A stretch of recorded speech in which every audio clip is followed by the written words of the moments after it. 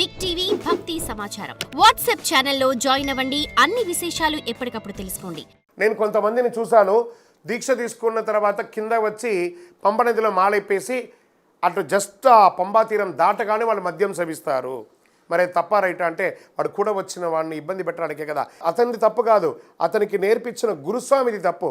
నువ్వు కరెక్ట్గా ఉండాలని ఖచ్చితంగా చెప్పుంటే అతను వినేవాడు. ఆ గురుస్వామి కరెక్ట్గా చెప్పలేదు కాబట్టి ఈ శిష్యుడు ఇలా చేశాడు. ఆ కర్మ ఫలితం ఉంటుంది చూసారా, ఖచ్చితంగా అనుభవిస్తారు. ఇది సత్యం. మాల పూర్తి అయ్యాక ఇంటికి వచ్చి చేయవలసిన పనులేంటి? శబరిమల నుంచి వచ్చారా, ఆ రుణ పాయసం తెచ్చారా, ఆ ఇరుముడిలో బియ్యం తెచ్చారా, ఆ బ్లౌజ్ బిట్టు అమ్మవారిదంతా ఇచ్చారా, ఇంట్లో వచ్చి చక్కగా పూజ చేయండి. ఆ ఇరుముడిలో ఉన్న బియ్యం 3 పిడికిలు ఉంటుందా, దాన్ని ఇంట్లో బియ్యంతో కలిపి భోజనం వండండి, 10 మందికి భోజనం పెట్టండి, తెలిసిన వాళ్ళకి అంతకే తీర్థప్రసాదాలు ఇవ్వండి. అప్పుడు మీ యొక్క సన్నిధానంలో ఉన్న పీఠానికి అందించండి. స్వామివారికి నమస్కారం చెప్పి కృతజ్ఞత చెప్పండి. స్వామి మాల వేసుకున్న రోజు నుంచి ఈ రోజు వరకు నాకు ఏ ఇబ్బంది పెట్టకుండా నా దీక్షను చక్కగా నడిపించి మీ దివ్య దర్శనాన్ని కల్పించి నా ఇంటికి తీసుకొచ్చిన నీకు 1000 జన్మల కృతజ్ఞతలు అని చెప్పేసి కృతజ్ఞత చెప్పండి. మీ యొక్క దీక్షకు సహకరించిన ప్రతి ఒక్కరికి కృతజ్ఞత చెప్పండి. మీ గురుస్వామికి ధన్యవాదాలు చెప్పండి. శరణమయ్యప్ప. స్వామి పీఠం ఇంట్లోనే పెట్టుకోవాలా, 10 మంది కలిపి పెట్టుకోవాలంటే పీఠం నీ ఇంట్లోనే. నువ్వు మాల వేసుకున్నది నీ భార్య పిల్లలకు, నీ తల్లిదండ్రులకి, నీ కుటుంబాని కోసమే కానీ 10 మంది గ్రూప్ కోసం కాదు. స్వామి మాది సింగిల్ రూమ్ స్వామి. ఎవరికి లేదా సింగిల్ రూమ్? అందరికీ ఉంది. కనీసం ఒక చిన్న రూమ్ అయినా ప్రతి ఇంట్లో ఉంది. నీ మాల వేసుకొని నువ్వు ఇంట్లోనే ఉండాలి కానీ పీఠంలో ఉండకండి. ఈ పీఠంలో కథలంతా చూస్తున్నాం కదా, నా డ్రాయరు, నా టవలు, నా పంచ, నా బొట్టు, నా కథ, ఇదే తప్ప బాతకానీలు తప్ప వేరే ఏం ఉండదు. తర్వాత మీరు పీఠంలో ఉండడం వల్ల మీ తల్లిదండ్రులకో, మీ పిల్లలకో, మీ కుటుంబంలోనో ఏదైనా అవసరం ఉంటే మీరు ఏమైనా ఇంటికి పోతారు. అలాంటప్పుడు ఇంటికే పోకుండా మీరు సన్యాస దీక్ష తీసుకుంటున్నారా? కాదు కదా, బ్రహ్మచర్య దీక్ష తీసుకుంటున్నారు. చాలామంది చెప్తున్నారు నువ్వు సన్యాసి అయిపోయావయ్యా, నీకు ఇంటికి సంబంధం లేదయ్యా. 2-3 వీడియోలు నేను చూశాను ఏకవచనంతో. What is the mean of that? Ayyappa దీక్ష సన్యాస దీక్షనా? ఇట్ ఈస్ అ బ్రహ్మచర్య దీక్ష. సన్యాసం తీసుకుంటే వాడు ఇంకెందుకు పనికి రాకూడదు, పోయి ఎక్కడో అడవిలో ఉండాలి. స్వామి అయ్యప్ప సన్యాసి కాదు, బ్రహ్మచారి. ముందు ఆ నోరు జారకండి. ఆ వీడియోలు పెట్టేవాళ్ళు 2-3 వీడియోలు చూశాను. నువ్వు సన్యాసి అయిపోయావట. ఎక్కడ ఉంది? శాస్త్రంలో చెప్పబడిందా అయ్యప్ప సన్యాసి అని, ఈ దీక్ష సన్యాస దీక్ష అని? ఇది బ్రహ్మచర్య దీక్ష. ఇంటిల్లి పాలి కలిపి చేయవలసిందే. శరణమయ్యప్ప ఇంట్లోనే చెయ్యాలి, బయట కాదు. శరణమయ్యప్ప. గురుగారు పెద్ద పాదం చేస్తామని నేను అనుకుంటున్నాను, నాతో పాటు ఏమైనా తీసుకొని వెళ్ళాలా, దానికి ఏమైనా ఉపయోగం ఉందా అంటే ఉన్నాయండి. కొంత చిరు స్నాక్స్ తీసుకెళ్ళండి, కొన్ని యాంటీబయాటిక్స్ తీసుకెళ్ళండి, ఒక ఫంగల్ ఇన్ఫెక్షన్స్ అంతా అండర్ ఆర్మ్స్లో ఇబ్బంది కలగకుండా ఉండడానికి కొన్ని క్రీమ్స్ ఉంటాయి, అవి తీసుకెళ్ళండి.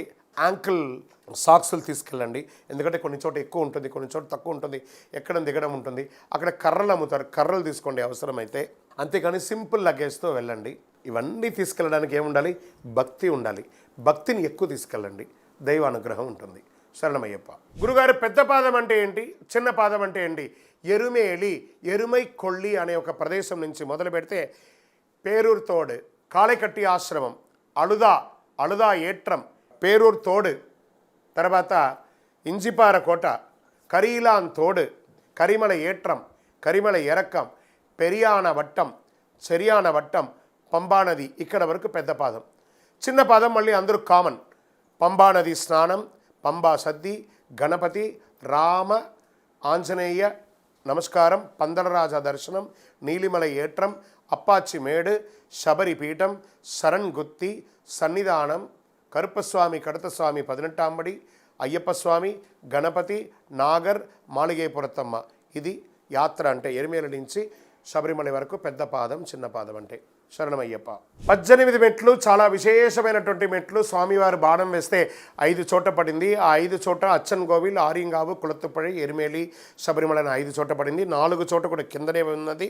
శబరిమలలో మాత్రం ఆ యొక్క విశ్వకర్మ పెద్ద ఎత్తులో కట్టేశారు. దాన్ని స్వామివారు ఎక్కడానికి ఆలోచిస్తూ ఉండగా ఆ 18 మంది దేవతలు ఒకరిపై ఒకరు మెట్ల వల్లే పరుండి, స్వామి లోకరక్షక, మీ చిన్నారి పాదాన్ని మాపై మోపి మీ యొక్క శ్రీచక్రపీఠాన్ని అధిష్ఠించనంటే ఆ 18 దేవతలు మెట్ల వల్లే పరున్నారు. అవే 18 మెట్లు. ఇప్పటికీ ఆ మెట్ల మీద కాలు మోపే అర్హత కావాలంటే ఆ దేవతలు స్వామివారి దగ్గర వరం పొందారు. స్వామి మీకు తత్సమానులుగా ఉన్న వాళ్ళు మాత్రమే మాల వేసుకోవాలి. తత్సమానులు అంటే ఉదయ సంధ్యల చన్నీటి స్నానం, ఏకభుక్తం, భూశయనం, సదా సదా సర్వకాల సర్వావస్థలందు మీ నామస్మరణతో ఒక మండల కాల దీక్ష ఎవరైతే చేసి ఇరుముడి తీసుకొని వస్తారో వారికి మాత్రమే ఈ మెట్ల మీద అడుగుపెట్టే అర్హత. ఒకవేళ తక్కువ కాలంలో ఉంటే వాళ్ళు మా దగ్గర పనిష్మెంట్ పొందుతారు, దాంట్లో మీరు ఎంటర్ అవ్వకూడదని వరం కూడా పొందున్నారు. కాబట్టి స్వామిని దర్శించడానికి దీక్ష అక్కర్లేదు. స్వామి మెట్ల మీద అడుగు పెట్టాలంటే ముందర దీక్ష కావాలి, మండల కాలం. అదే 18 మెట్ల యొక్క విశిష్టత. శరణమయ్యప్ప. మకర జ్యోతి అనేది మేము ఖచ్చితంగా దర్శించుకోవాలా, లేదా మాకు కుదరకపోయినా పర్లేదంటే పుట్టినందుకు ఒకసారైనా మకర జ్యోతి చూడాలి, ఆభరణ దర్శనం చూడాలి. మిగతా సమయంలో మన యొక్క శక్తి, టైం అన్నీ కూడా చూసుకోవచ్చు. శరణమయ్యప్ప. మకర జ్యోతి అంటే ఏంటి? స్వామివారికి పందల రాజావారు ఇచ్చినటువంటి ఆభరణాన్ని గరుడ పక్షి పర్యవేక్షిస్తుండగా ఆ రాజవంశీకులు మోసుకువచ్చి స్వామివారికి ఇచ్చి ఆభరణం అయిన తర్వాత అది మకర సంక్రాంతి రోజు సంక్రమణం అవుతుంది. ఆ సంక్రమం అయిన తర్వాత విశేష పూజ చేసి స్వామివారికి అలంకారం చేస్తారు. ఆ సమయంలో ఇచ్చే హారతి ఇక్కడ ఇస్తారు. ఈ గంట మోగగానే ఆ అడవిలో ఉన్నటువంటి ట్రైబల్స్ అంతా కూడాను, ఆ అడవి వాళ్ళందరూ స్వామివారికి ఆనందంగా ఇచ్చే ఒక హారతియే మకర జ్యోతి. ఆకాశంలో ఆ రోజు ఉత్తరా నక్షత్ర రూపంలో ఒకటే నక్షత్రం ఉంటుంది. ఆ నక్షత్రమే స్వామియే స్వయంగా వచ్చిన ప్రతీక. శరణమయ్యప్ప. For more videos like this, subscribe Big TV channel.